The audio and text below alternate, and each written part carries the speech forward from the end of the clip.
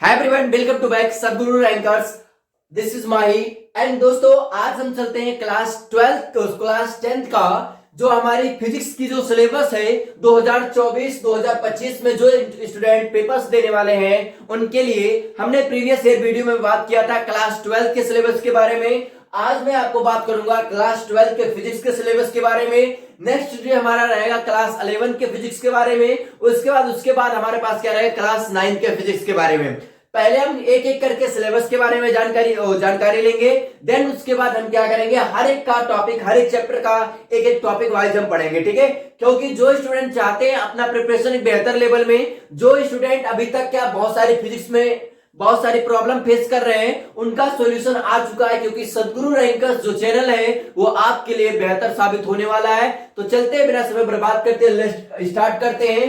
तो एक कहावत है ना कि बिफोर टच द सब्जेक्ट, ठीक है। आपको सब्जेक्ट टच करने से पहले, चैप्टर टच करने से पहले, before know about the syllabus, पहले आपको सिलेबस जान लेने की जरूरत होती है, ठीक है। तो चलते स्टार्ट करते हैं। जो हमारी सिलेबस है क्लास 10th की फिजिक्स का जो सिलेबस है वो बहुत इंपॉर्टेंट है। बस आपको क्या करना है, इसको एंड तक देखनी है और मेरे साथ अपने फिजिक्स को बेहतर बनाना है। जो जो आप टिपिकल झेल रहे हैं फिजिक्स के दौरान, जो आप पे कठिनाइयां आ रही है, इसी कठिनाई की वजह से आप आईआईटी, नीट, जेईई का, एनडीए का प्रिपरेशन नहीं कर पाते हैं, वो सारी रीजंस मैं आपको, क्योंकि मेरे पास जो 3 साल का जो अनुभव है, उस अनुभव का निचोड़ में बताऊंगा कि लोगों को प्रॉब्लम कहां फेस होता है, ठीक है। तो चलते हैं, हमारे पास सबसे पहले हम बात करते हैं क्लास 10th फिजिक्स, भौतिक विज्ञान जिसको बोलते हैं फिजिक्स। सभी बोर्ड एग्जामिनेशन सिलेबस, मतलब सभी बोर्ड एग्जामिनेशन के लिए सिलेबस है, चाहे जिस बोर्ड के हो, यूपी बोर्ड हो, सीबीएसई बोर्ड हो, कोई भी बोर्ड का हो। सीबीएसई बोर्ड के लिए मैं अलग से लिख के ले गया हूं, यूपी बोर्ड के लिए कुछ अलग से लिख के लाया हूं, राजस्थान बोर्ड हो गया, एमपी बोर्ड हो गया, महाराष्ट्र बोर्ड हो गया, हमारे पास बिहार बोर्ड हो गया, कोई भी बोर्ड हो गया, सिलेबस सेम होता है, कोई डिफरेंट नहीं होता है, ठीक है। ध्यान देते हैं, पहला चैप्टर हमारे पास टोटल 9 चैप्टर्स है, ठीक है। और 9 चैप्टर को एक एक करके हम समझते हैं। हमारे पास पहला है गोलीय पृष्ठों पर प्रकाश का परावर्तन। क्या है? गोलीय पृष्ठों पर प्रकाश का परावर्तन, यह फर्स्ट चैप्टर है। दूसरा चैप्टर हमारे पास है प्रकाश का अपवर्तन। क्या है? प्रकाश का अपवर्तन।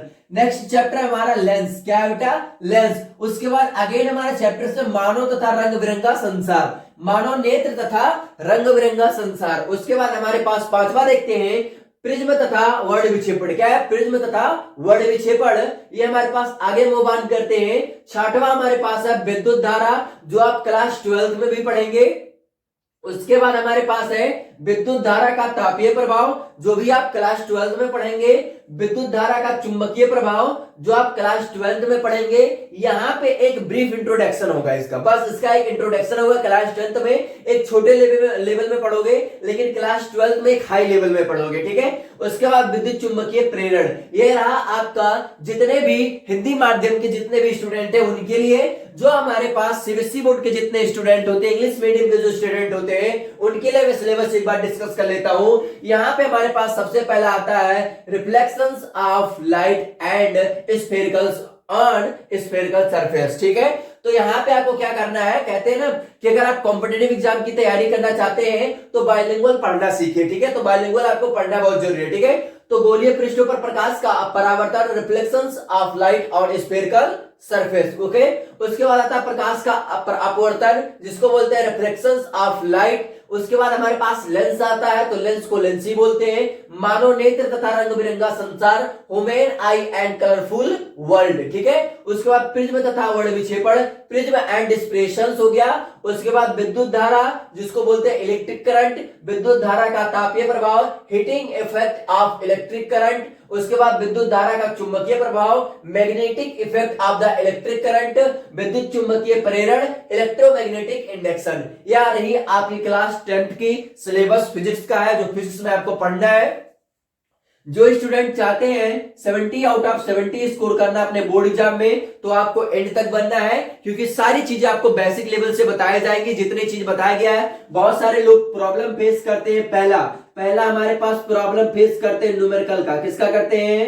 न्यूमेरिकल। दूसरा प्रॉब्लम होता है थ्योरी याद नहीं होता है। तीसरा प्रॉब्लम होता है डेरिवेशन लगा नहीं पाते हैं। क्या है? डेरिवेशन नहीं लगा पाते हैं, ठीक है, ये प्रूफ नहीं कर पाते हैं। इन सारी चीजों को आपको मैं अच्छे वे में, आई मीन इजी वे में समझाऊंगा विद द प्रैक्टिकल, ओके। तो मैं आपको मिलता हूं नेक्स्ट वीडियो में। Keep learning and keep exploring.